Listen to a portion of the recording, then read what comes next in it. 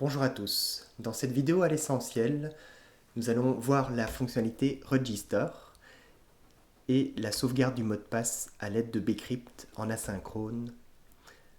Tout ça avec la notation await et async.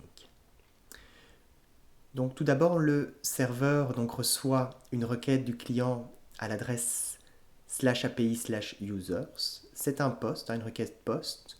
Le client m'envoie l'email et le mot de passe que je vais enregistrer ici du côté serveur. Donc tout d'abord, il y a une petite méthode pour voir si l'utilisateur existe déjà par son email. S'il existe déjà, on renvoie au client une réponse à la ligne 15 sous la forme d'un statut 409 et c'est la fin du traitement côté serveur.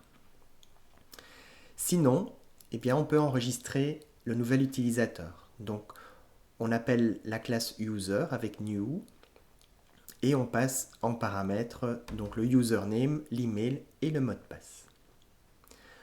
Ensuite, vous voyez, il y a un try-catch. Le try-catch, en fait, va catcher éventuellement les erreurs en provenance de la promesse save qui est réalisée de manière asynchrone. Et donc ici, je dois attendre que cette promesse soit résolue. Donc j'attends avec le petit mot-clé await que cette promesse save soit résolue.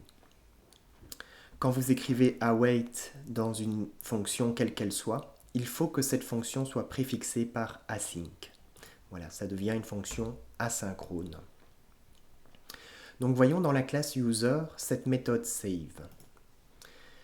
Donc la méthode save est écrite de manière asynchrone, donc c'est bien de la préfixer async. Une fonction asynchrone renvoie généralement une promesse. Donc voilà, j'écris dans le console log que la promesse save est en cours d'attente, en cours de résolution. Et donc de nouveau, je retrouve un try-catch parce qu'à l'intérieur, il y a une autre fonction asynchrone qui est la fonction bcrypt hash qui va donc hasher le mot de passe selon l'algorithme bcrypt. Et c'est également une fonction asynchrone, il faut attendre son retour, il faut attendre la réponse de cette promesse. Et donc il y a de nouveau le petit mot-clé await qui est écrit pour attendre d'obtenir le mot de passe haché à la ligne 28 dans hashed password. Une fois qu'on arrive à la ligne 29, la promesse bcrypt.hash est fulfilled, donc elle est complétée. Elle est remplie, elle est bien réalisée. Et donc j'ai le mot de passe haché à ma disposition. Je peux pusher ce nouvel utilisateur dans une liste et sauvegarder cette liste sur disque. Voilà. Donc la sauvegarde sur disque me permet de dire que la promesse de sauvegarde est fulfilled, donc est complète. Et je peux renvoyer donc la réponse de la promesse avec l'état resolved. Donc là, ma promesse, elle est résolue et je renvoie donc true pour signifier qu'elle est résolue. En cas d'erreur, la promesse save va être rejetée.